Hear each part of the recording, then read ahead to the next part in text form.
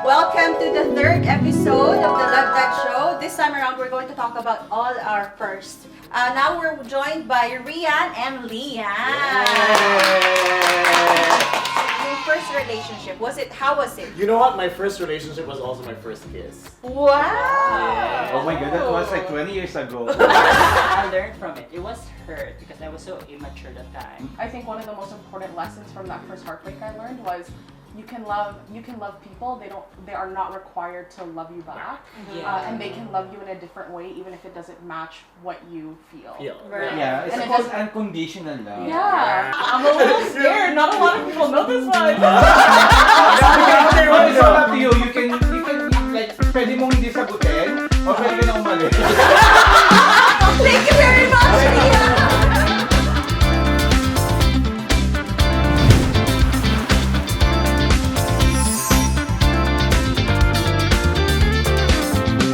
Do you want to ask something risque? Something about So that? you're like first sexual education. Yeah. So, how was your first sexual encounter? Pero, qualify natin ha. Sige. Di ba kasi I-define natin. merong first, second, third base. Right. So, your first sexual encounter or your first sexual experience, you have to tell me what base first. And then you can tell the rest of the story. Isn't this my episode? You go first. You go first, pal. My first experience was home run. Oh, really? Right away? Home run. Wow. Home run. And it felt awful. Why? Why do you feel that way? Because Why did you there feel was that way? there was no build up. There's no passion. It just went right away. You know, Perfect. right, and then there was nothing there. It wasn't passionate. Hindi ako, kasi ano ko ano ba to? You know, like I have to feel some kind of emotion before I submit.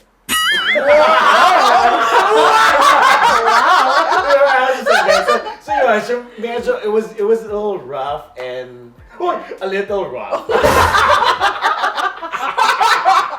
Randy, you! Ako, that was like long time ago, my first and last. Whoa, no way. Long time ago last week. My first was like, siguro, when I was like 14 years old. Yeah. So young. 14. Yeah, when I was 14. What do you mean first and last? Don't you just, di ba Sa you- babae. First Oh my God! Wow! Wait, you are, okay, you can answer this or not. Meron pa answer kasi this. akong ano noon dati. Pero ako ng chuchon!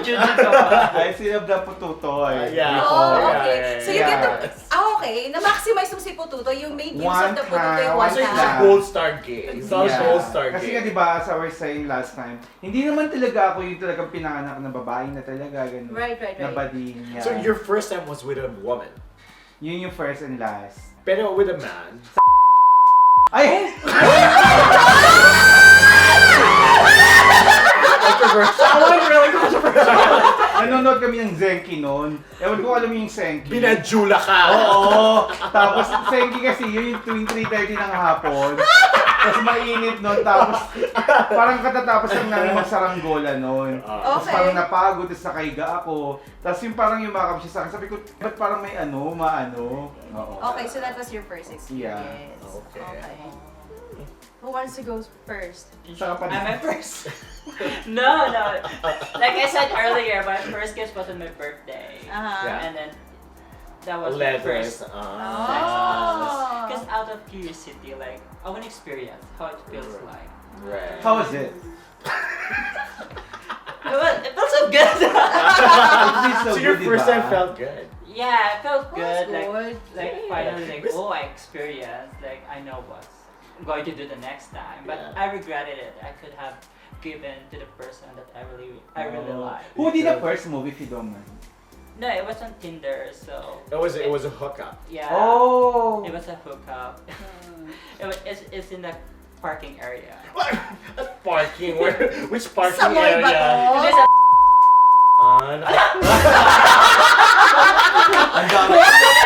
Ang daming ibibip dito. by funny na story Pag niya. isa Kasi amin. after na nangyari, parang mabilisan lang. Pagbalik ko sa bahay, si mama nasa labas. So, saan ka galing? Saan ka galing? Ay, kakabidyo ko ng mga friends ko. Sabi, ang dilim-dilim na. Oo nga, curious lang sila sa Canada. Ganun. It was cool experience. It was, but at least it was a good. Because you know what, you ask a lot of people, their first experience is not really the best. That's Yeah. right. Yeah, Diba? it's It's not not the best, good. but I'll learn from it. Like, But at ano, least it is a good yeah, experience. it's an experience. So, kind of man, and Rad Daddy. Red Daddy.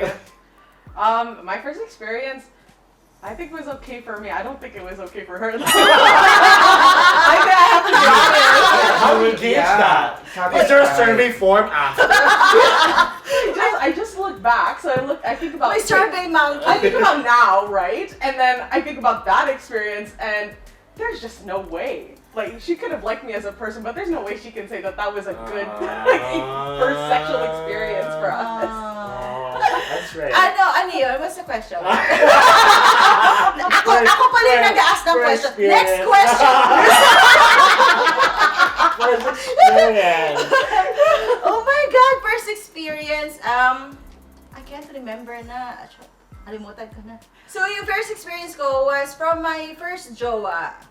This was my first, yung lesbian. Kasi nagka-boyfriend ako, and then I had a lesbian partner.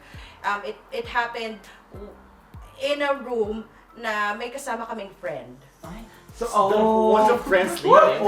The friend, hindi siya. Hindi, isa nanood lang, nanood. Ano siya, sexual education. Video. I think hindi siya nanood, pero parang siguro Alam niya, naririnig niya. So, nagpapanggap siya na to do. Oo, nagpapanggap siya na. Tapos tumalikod siya, ganun. Pero naramdaman kong gumanon din siya eh.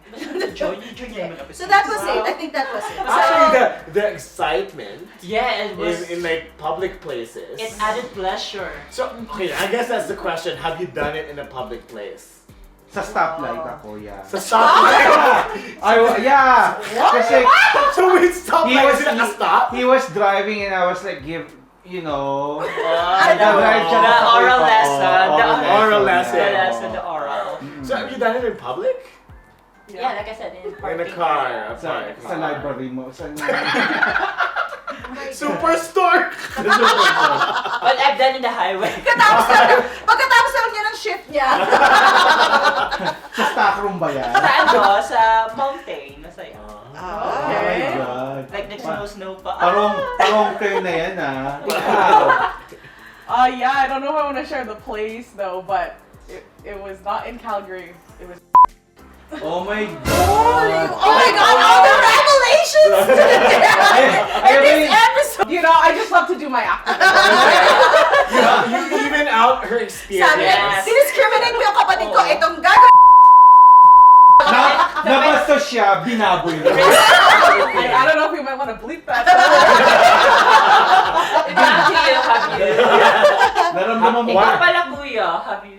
Of course, like so Where? many times. What's the craziest one? What's the craziest one? The wildest one. What's the wildest one?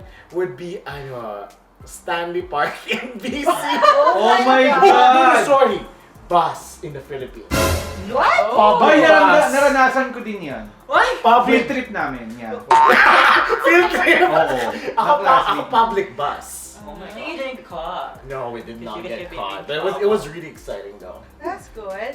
Yeah, it excites you. Pleasure. It's the thrill. It's the thrill of There's a almost. thrill. It's different. It's different, right? Like too much pleasure on.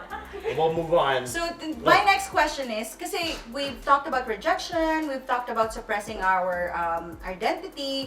When was it that you first ever felt that you're liberated? Like finally I'm free, I'm embracing my identity. What was that turning point? Go ahead, Rhian. Yeah, Me, when I moved here, like in Canada, I feel like okay. accepted. I feel free, especially when like at first in my first 3 months, like every time I go in the washroom, I always go to the men's washroom, and then the guys were coming in like, "Why are you here? Why are you here?" Like, I don't know, because in Philippines, even you're like trans woman, you still go in the men's washroom. Yeah. So by the time in here, like I always go to female washroom now. I was like, oh, I'm a woman. Aw. And every time I walk by, people will look at me and then loving my skin color. That's very liberating. That's very That's liberating. good. You feel accepted Yeah. physically, emotionally. Yes, everything, every inch of my appearance. Aww, Every so inch of your humanity Yes. is accepted. That's very liberating. That's nice. That's beautiful. I know. Top that, top that. How about you, Rad Daddy? You know what? I think the first time I felt liberated was I think the first time I stood up to my family. I was having a conversation with my mom, and she said something along the lines of, well, why do you have to be so showy? It's okay if you're lesbian, but you don't have to be showy. And I said to her, and I look back, and I think this was so important for me in my growth as a queer person.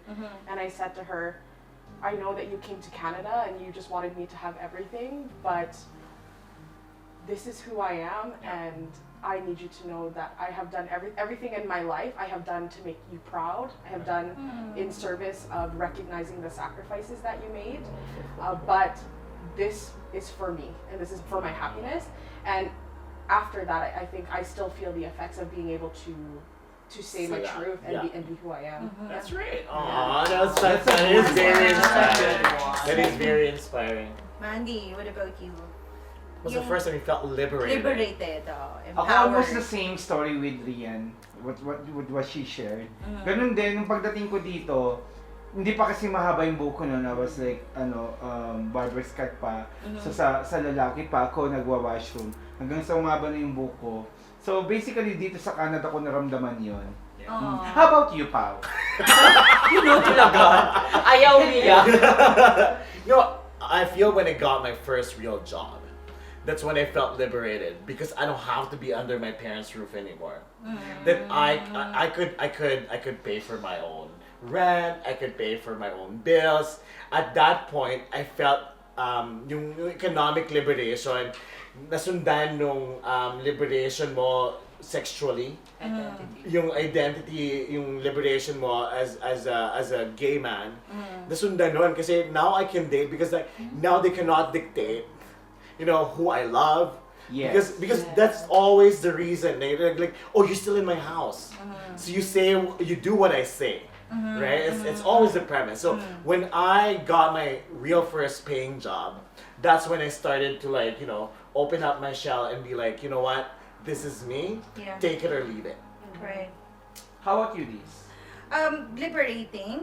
Parang wala kasi I never had an issue with my family about my sexuality. They never actually questioned it.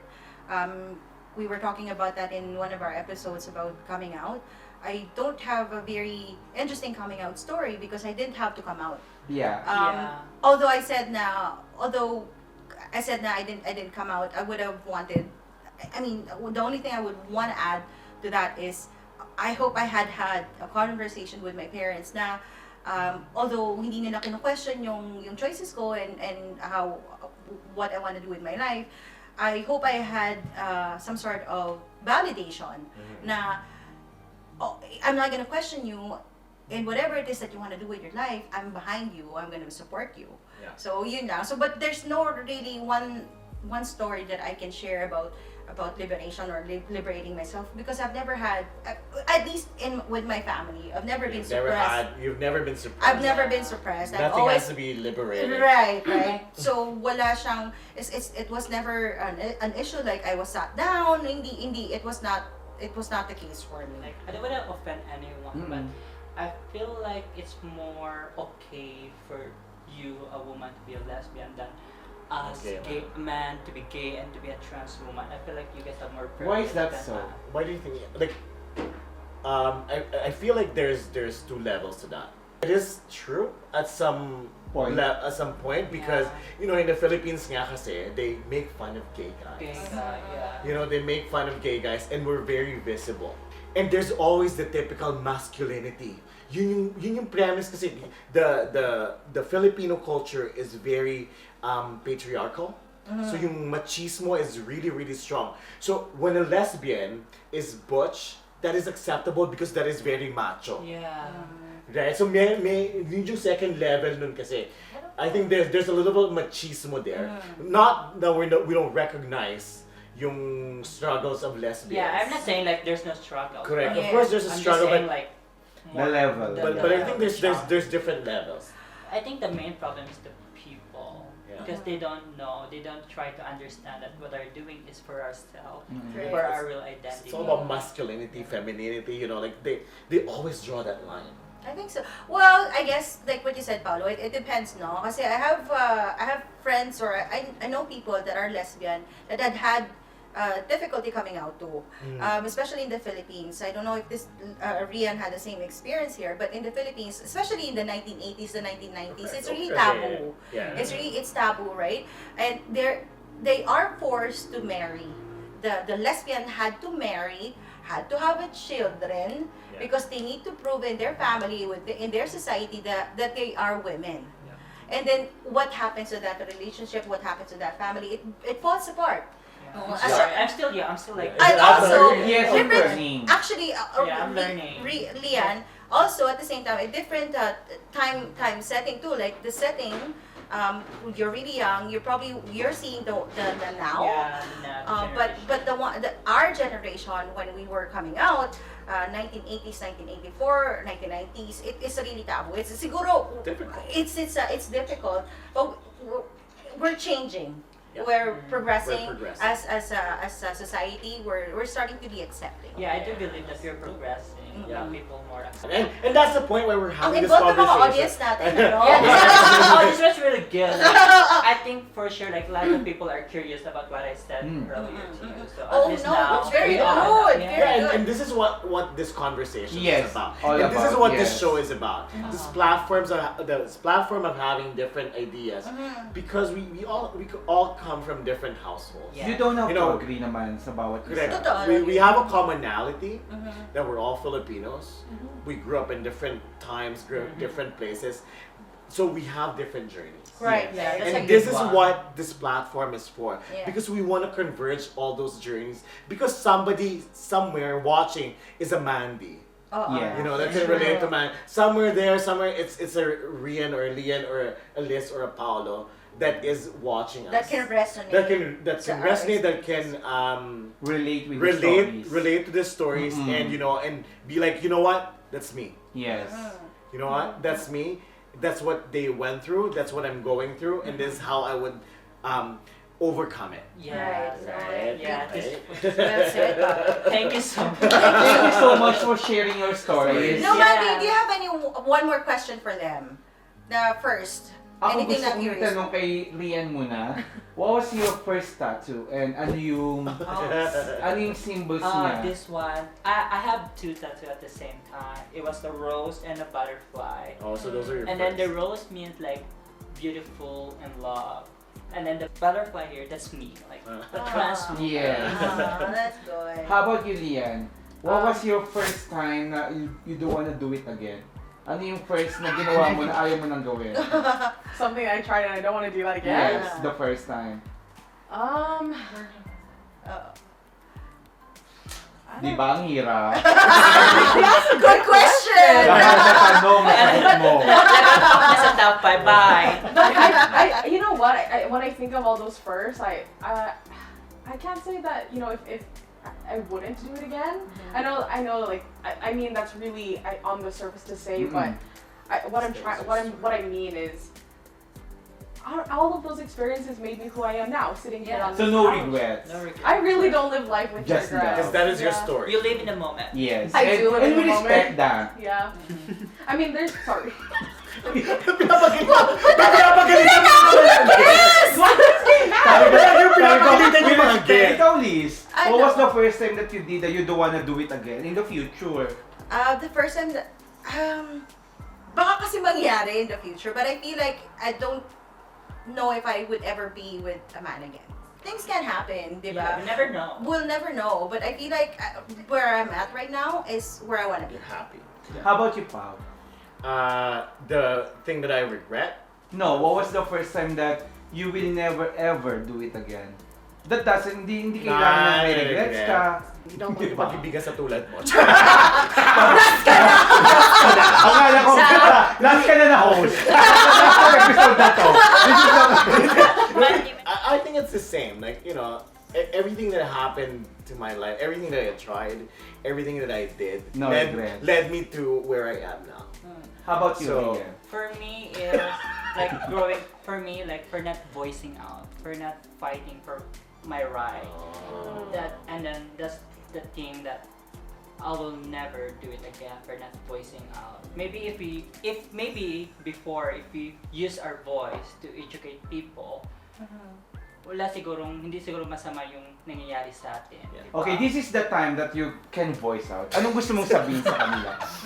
We are what we are because of our experiences and what we have been through in our life. We are a fighter, strong-willed, determined, and an independent trans woman and LGBTQ+ that we are today. And I thank you.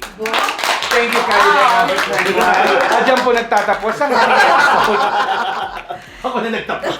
No, well, thank you so much. I don't have any Last more. words. I don't have. Oh, last words daw. Last words, Rhian. Yeah. Rhian. My last word. Stop that. I can't top that. You had that prepared. Yeah. So beautiful. Next ko kasi siya nagtatalas po. You're a beauty queen, I can tell. For sure. But no, I'm just really grateful to share this platform because I think I really appreciate that all of us have Thank you. different journeys, and that we're sharing this platform together. And it's exactly that, right? For other people or other like queer people, to see themselves hopefully on this couch too. Right. And I'm so appreciative that I'm one of the people that you chose to have on the show. Thank you for sharing. Thank you for sharing your stories. We really appreciate This it. is such a great honor to be here. Yes! No! Pati ginagalingan, no? Baka siya yung gustong next kasama. Baka mag-guest co-host ka rito. Kasi parang kailangan natin to, di ba? Yeah. Diversity. O, ginagalingan, Mandy, oh. Ikat na natin. Taga dito lang ako. Baka mapansin na pag sumakit ako ito na. Kat. Ayoko ipalabas yung sumagot siya. I would like you to know, taga dito lang po ako. Pwede niyo ako maging co-host. Si Mandy nag-regular pa. Oo nga. Mas okay yung logistics nito. Kaya nga huwag na natin sama si Pao. Tatlo na. Siya yung nag-umpisa siya na panangin. But anyway, magbabalik pa rin siya.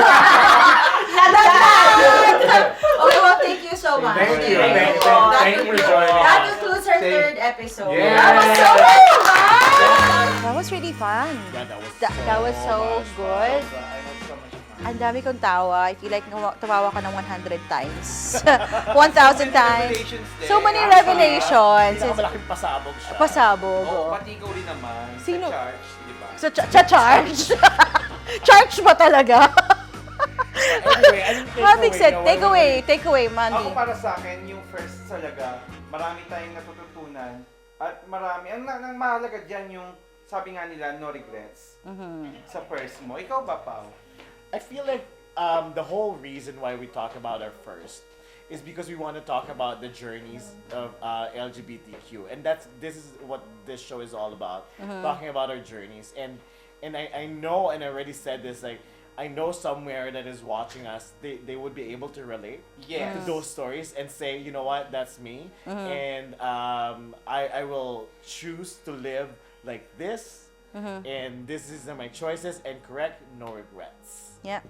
I feel like my takeaway is like, at least now we know how far we've gone as a community, as a person, as an individual, like as a group of people. When we're talking about first, you see how, like what you said, yung struggles, diba? But where are we at right now is the most important thing, right? Yung mindset mo right now, how you are as a person right now is I feel like it's the most important thing. Yeah, you start and you grow. You start and you grow, and you learn from those first time experiences. Yeah. And that's what makes you who you are right now. And that is our third episode. That's our third episode. Oh, wow. Thank you so much.